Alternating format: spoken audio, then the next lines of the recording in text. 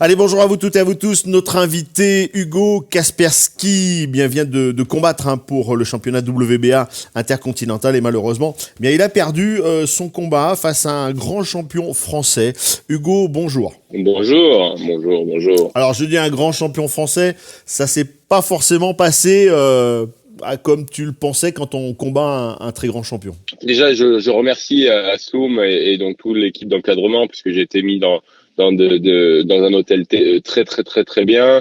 La défaite fait partie aussi un peu du sport, hein, même si on essaie de l'affronter le moins souvent possible. Mais là, pour le coup, voilà, la défaite était au rendez-vous malheureusement. Mais bon, avec quand même le sentiment du travail bien fait avec mon équipe, donc mon équipe, hein, que ce soit famille, entraîneur, public et tout, donc supporters, puisque j'ai vraiment été à Paris quasiment en terre auvergnate. Les gens avaient beaucoup d'espoir en ma performance, ce que ça aurait pu faire.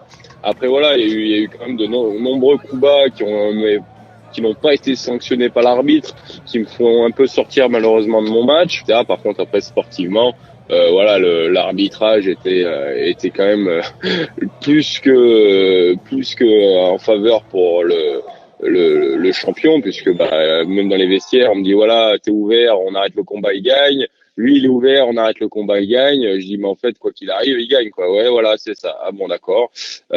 Puisqu'il a le titre, mais bon, puisque voilà, ça fait partie du jeu quand on est challenger et quand on est dans l'organisation du champion. Qu'est-ce qu'il y a eu d'autre? Ouais, voilà, les coups bas, l'arbitre il dit non, regarde les ralentis, l'autre il m'a littéralement cassé le dessous de la ceinture, tellement qu'il a mis les coups bas, et à la fin du combat, j'ai été aux toilettes, j'ai uriné du sang. Donc voilà, je trouve que c'est pas normal qu'il puisse y avoir des actes comme ça qui sont pas réprimandés au moins par un avertissement de l'arbitre. Et puis à ce niveau-là, il peut me dire ce qu'il veut, qu'il a pas fait exprès. Une fois d'accord, deux fois d'accord, trois, quatre, cinq fois qui tape en bas, en dessous de la ceinture. Voilà, en plus d'être douloureux, voilà, moi ça me fait sortir de mon combat, et peut-être que je me prépare moins bien. Et puis il tape après le gong, il tape après quand il disait break, donc et on arrête le combat, on arrête de boxer, on recule. Lui il tapait après le combat. Moi, j'ai trouvé ça bon, il gagne, y a pas de souci, mais je trouve ça un peu triste de gagner de cette manière avec on va dire le panache d'un champion. C'est quoi la suite maintenant, Hugo?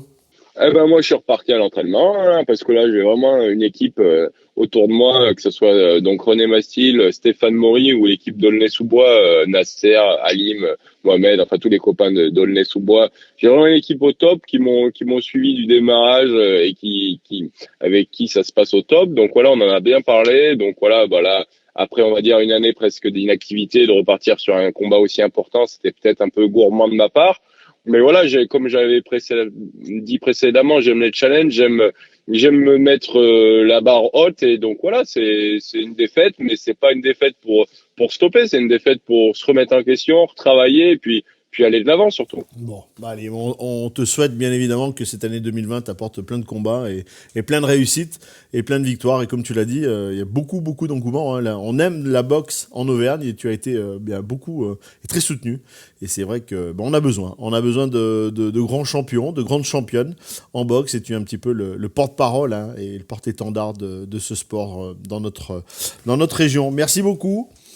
Hugo, on va te souhaiter, puisque nous sommes au mois de décembre, on va te souhaiter de très belles fins d'année avec la famille, tes amis, et puis on se retrouve très vite en 2020.